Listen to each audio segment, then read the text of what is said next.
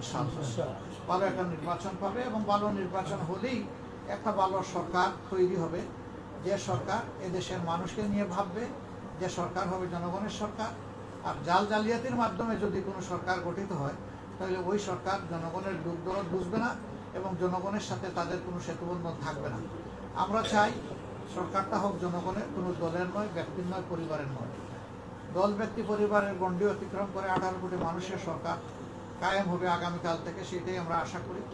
এই পথে সাংবাদিক বন্ধুগণ, ওটা নির্বাচনী প্রক্রিয়া অত্যন্ত নিবিড়ভাবে আমাদের সাথে আপনারা ছিলেন।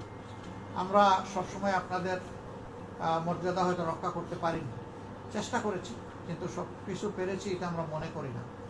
কিন্তু আমরা আপনারা এখানে কোনো ডিভিশন নাই, আমরা সবাই 18 কোটি মানুষের অংশ। আমাদের প্রিয় জাতি দেশ ভালো থাকলে আমরা সবাই ভালো থাকবো, আমার পেশা আমার চলবে, আপনার পেশা আপনার চলবে। কিন্তু দেশ যদি ভালো না থাকে কোনো পেশাই আমরা সম্মানের সাথে কাজ করতে পারবো না, এবং তখন বলতে হবে দেশটি কি আমার। আর যদি ভালো চলে তাইলে গর্ব করে বলতে পারবো এই দেশটিই আমার। এমন একটি দেশই আমরা চেয়েছিলাম। তো যে দেশটি আমরা গড়তে পারিনি এই 54 বছরে, আল্লাহ তাআলা এই দেশটি যেন আগামী 5 বছরে গড়ার অন্তত ভিত রচনা করার একটা পরিবেশ তৈরি করে দেন। মহান আল্লাহর দরবারে আমি দোয়া করি। আপাতত এতটুকু, এরপরে বিকালে আবার আপনাদের সাথে আমরা কথা বলবো। ইলেকশন আওয়ারটা যখন শেষ হয়ে যাবে তখন আপনাদের সামনে আমরা আরেকবার হাজির হবো এবং আবার কিছু ইনফরমেশন আশা করি দিতে পারবো। আমরা আবারও আপনাদের সহযোগিতার জন্য ধন্যবাদ জানাই। আপাতত আজকের ব্রিফিং এখানেই শেষ করছি। আমি সাহেব, যে দক্ষিণ কাপ্তানে হচ্ছে কি দখল করা হয়েছিল বলে কি কেন্দ্র দখল করা হয়েছে আমরা জানতে পেরেছি, আপনি জানেন কি না এই ব্যাপারে? হ্যাঁ, আমরা জানার সাথে সাথেই আমাদের সিনিয়র সহকর্মীকে সেখানে পাঠিয়েছিলাম। ওনাকে হয়তো আপনারা অনেকে চিনেন। উনি আমাদের অত্যন্ত মজবুত একজন ক্যান্ডিডেট ছিলেন ঢাকা 13-তে। আমরা যেহেতু একটা নির্বাচনী লক্ষ্য করেছি, আন্ডারস্ট্যান্ডিংয়ের কারণে সেটা স্যাক্রিফাইস করে তিনি স্যাক্রিফাইস করেছেন।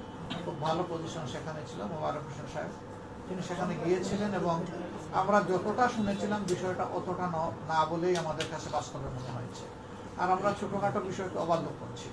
আমরা চাচ্ছি দিন শেষে একটা শান্তিপূর্ণ নির্বাচন হয়ে যাবে।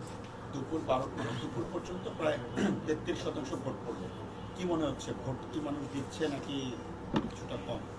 জয়ের ব্যাপারে আমি আমাদের সঙ্গে যুক্ত করতে চাই যে একটা করে শেষ করি। ভোটার টার্নওভারের যে বিষয়টা, সেটা আসলে এখন তো আলহামদুলিল্লাহ সিজনটা খুব ভালো। সাধারণত সিজন যখন গরমের হয় মানুষ সকাল এবং বিকাল 2 বেলা ভোটের জন্য হাজির হয়, গরমটা অ্যাভয়েড করে। এখানে ইউনিফর্ম একটা ওয়েদার থাকার কারণে মানুষ এইভাবে আসছে। আমরা আশাবাদী এখনো সময় যেটা হাতে আছে হয়তো একটা ভালো টার্নওভার হবে ইনশাআল্লাহ।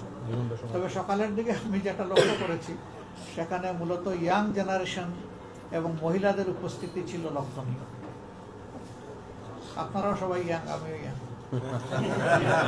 মানে আমরা যেমন ওটাই বলা হয়েছে যে হয়েছে জয়ের ব্যাপারে প্রতিপক্ষ শিবিরে বলা হচ্ছে তারা খুবই কনফিডেন্ট যে তারা বিজয়ী হবে। কিছুক্ষণ আগেও উনি সমর্থন করেছেন যে তারা 200 বেশি আসনে বিজয় করবে।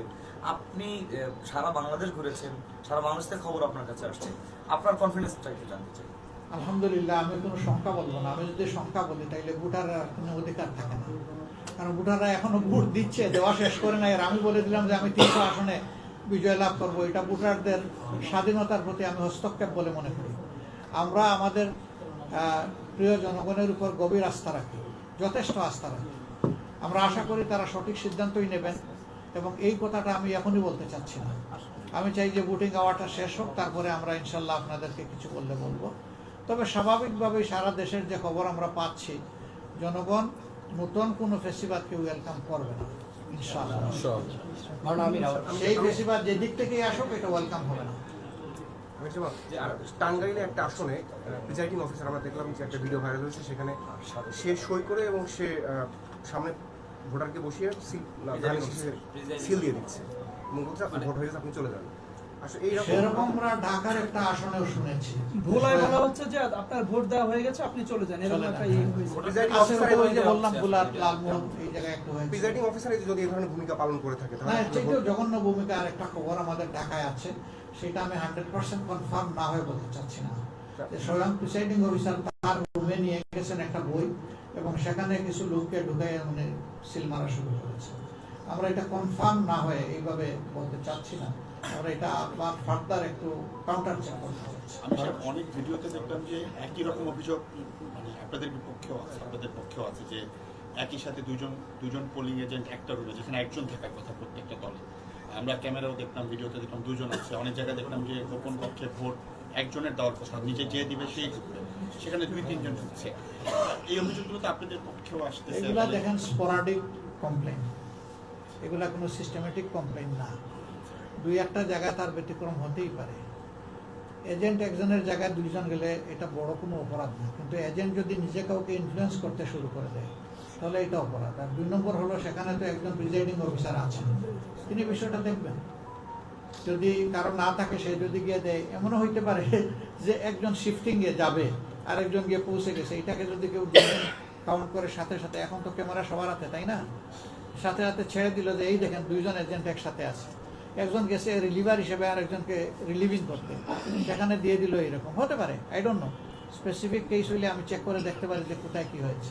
মানে এখন পর্যন্ত ভোট সুষ্ঠু হচ্ছে আপনার কাছে সবকিছু মিলে? আর সুষ্ঠু তো 100% আপনি কোনোদিনই হয় নাই, এবারও হবে এটা আমি মনে করি না। তবে যতটুকু হয়েছে মোর অর লেস এখন পর্যন্ত কোনো বড় ভায়োলেন্স হয় না, এটা বলা যায়। বহু জায়গায় আমাদের লোকেরা আক্রান্ত হয়েছে, রক্তাক্ত হয়েছে, আমরা দেখতে পাচ্ছি। আমরা প্রথমে শুনেছিলাম যে হাতিয়ায়, নোয়াখালীর হাতিয়ায় হান্নান মাসুদের ছোট ভাইকে খুন করা হয়েছে। পরে আমরা সাথে সাথে এটা চেক করে দেখলাম যে ঘটনা সঠিক নয়, মারামারি হয়েছে, কিন্তু কেউ সেখানে খুন হয়নি। কারণ আমির, উনি যেটা বললেন, আমরা আপনি যে কেন্দ্রে ভোট দিয়েছেন, এখানে 2 জন, একটা কেন্দ্রে 2 জনের দানের শেষের পোলিং এজেন্ট আমরাও দেখেছি, এটা ভিন্ন কথা। আমার প্রশ্ন হচ্ছে, জনগণ যেভাবে আসতেছে ভোট দিতে, ভোটের যে সময়টা, এই সময়টা আমাদের যেটা মনে হচ্ছে সময় শেষ হয়ে যাওয়ার পরেও হচ্ছে কিছু ভোটার আসতে পারে। সেক্ষেত্রে যদি সময় শেষ হওয়ার পরেও ভোটার আসে, তখন আপনাদের এই বিষয়ে কোনো দাবি আছে কি না, সেটা তো দেখবে নির্বাচন কমিশন। আর এই দাবি কতটা সংগত হবে, আমরা কিন্তু অসংগত কোনো দাবির পক্ষে নাই। ভোট যদি 10টাও আসে, ওই 10টার মধ্যে কি হলো সেটাই বড় কথা। আমাদের দেশে ডেমোক্রেসিতে এই ধরনের কোনো কথা নাই যে এত % ভোট কাস্ট না হলে এটা ক্রেডিবল ইলেকশন হবে না। ভোট যাই কাস্ট হবে সেটা যেন সুষ্ঠু ভোট, সঠিক ভোট, ওইটাই আমরা চাচ্ছি। কারণ ভোটারকে জোর করে কেউ আনতে পারবে না। ভোটার আসবে, তার স্বপ্রণোদিত হয়, এবং কোনো ভোটার যদি কোনো কারণে না আসে সেটা ভিন্ন কথা। না, উপস্থিতি যেভাবে বাড়ছে, আমরা যে একটু আগে একটা কেন্দ্রে গেছিলাম, প্রচুর উপস্থিতি না আছে, এটা হবে না, এটা একটা কথা আছে, লাইনে যদি একজন দাঁড়ায় যায় তার ভোট দিতে হবে। লাইন রাস্তায় চলে গেলেও নিতে হবে, সে তো এসে দাঁড়িয়েছে, আপনি দিতে পারেন নাই তাকে এভিনিউ, এই জন্য সে ভোট দিতে পারেনি, কিন্তু সে এসে দাঁড়িয়ে গেছে, ওকে, তাকে দিতে হবে। ইলেকশন কমিশনার একজন কনফার্ম করেছে যে 4:30-তে যারাই থাকবে ভোটের জন্য দাঁড়ানো, তাদের সবার ভোট নেওয়া হবে, এনশিওর করতে হবে। নেওয়া হবে। এটা হলো মানে নৈতিক বাধ্যবাধকতা এবং আইনগত বাধ্যবাধকতা। নির্বাচন কমিশনও কনফার্ম করেছে। থ্যাংক ইউ সবাইকে, ধন্যবাদ, ভালো থাকবেন। আমরা আছি সবাই মিলে দেশ গড়বো ইনশাআল্লাহ। Thank you.